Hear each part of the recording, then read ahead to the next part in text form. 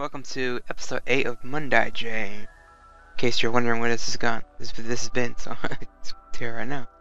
I'm gonna focus on, I think, 2 key points in this whole episode.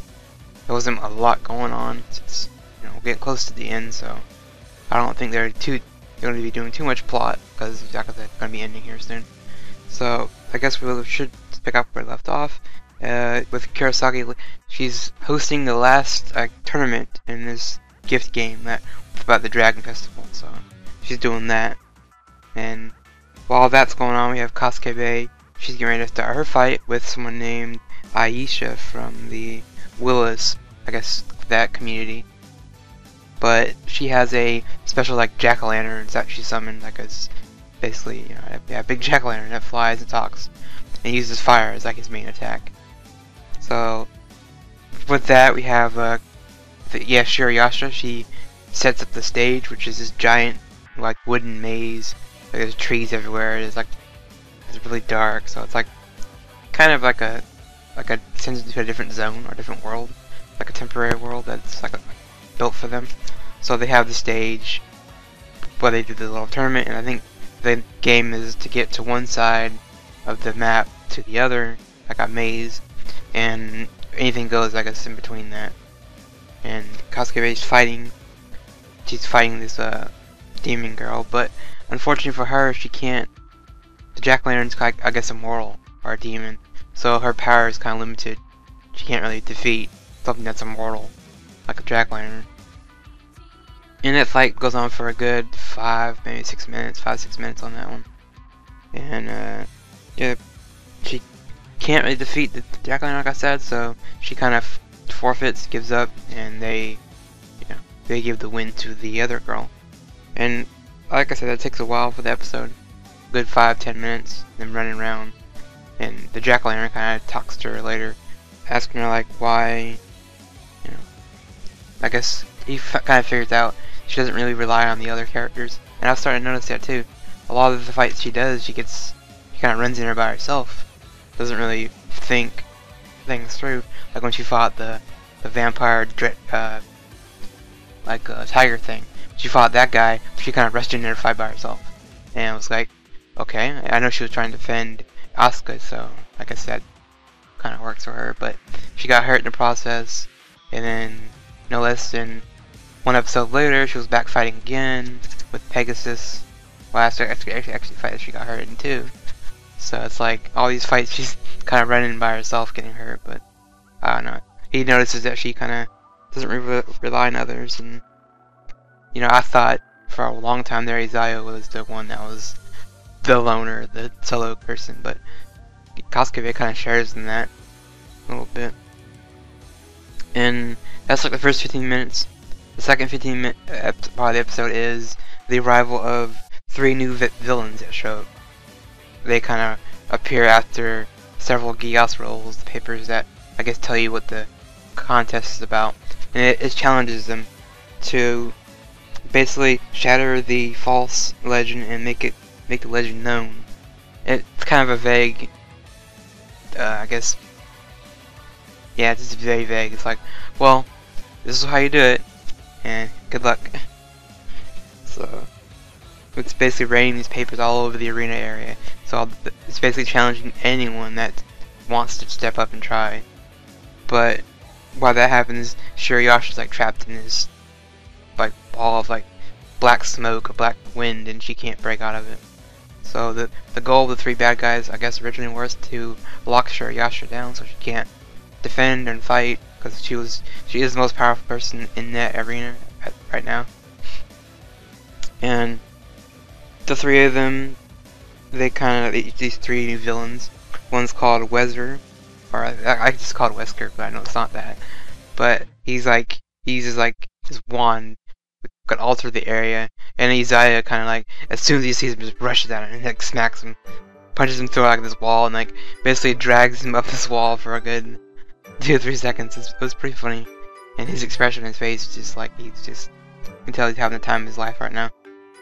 He thinks he's the demon lord, but it's no, I'm not the demon lord, I'm the lower level. He's I'm a lower level demon, but nice try. And Izaya kind of figures out that these 3 demons represent, I guess, different stories in the legend of the Piper of Hamelin. And like Wezer, he uses like this wand, like I said, and it alters the environment, so it makes mud. So Isaiah's kind of on the walls, standing there, and there's mud all over his feet. He's kind of stuck, and he's saying that, you know. And then they have another girl named Ratten, who's obviously the one that controls the rats and the animals, and she's the one with the, I think, the flute that if Asuka gets, she can. I think she can amplify her power a little more. Then you have the third one, Strum, S-T-R-M, which is just Storm basically, because she uses wind power.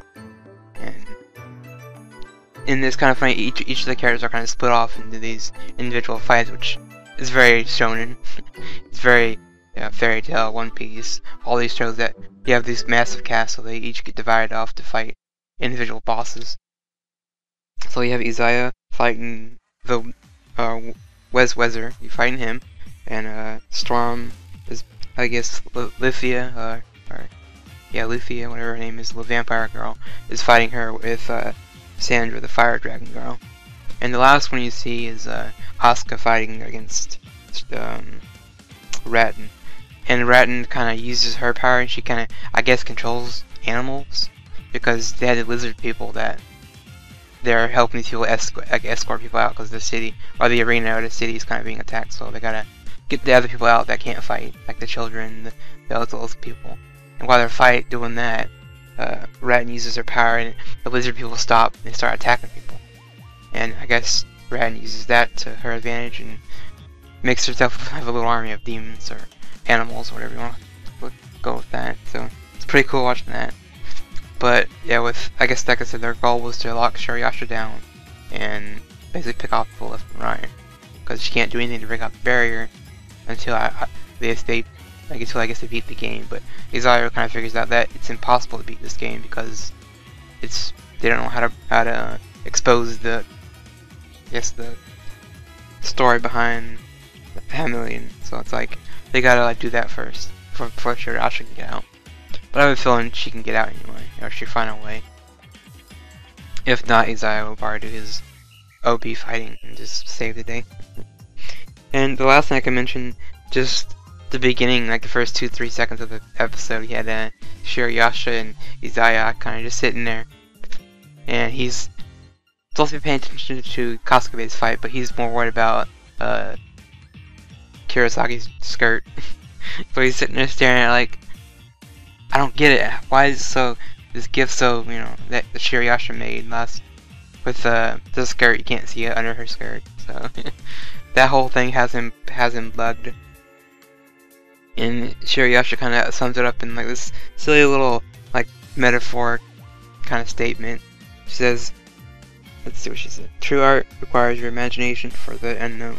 It demands you seek out the mysteries. Yes, the best art is that which exists in your own universe within yourself. And she goes on and on more about it. I guess it's like this thing between them, and both look at each other like, you know, that means. And they both kind of turn at the same time and whip out these binoculars. And they start looking at her legs and everything. It's just one of the random moments. It's just those two when they're in there together. It's just, if your Kurasaki's nearby, they're always gonna be like trying to rile her up. Always. And they even make a comment to the Sandra, the little fire dragon girl, that her brother's like, don't listen to them, you'll catch stupid. That was pretty funny. So that moment right there was easily the best. I mean, there wasn't a lot going on because, like I said, there was mostly Kasuke's fight, the maze, and the 3 new bad guys showing up.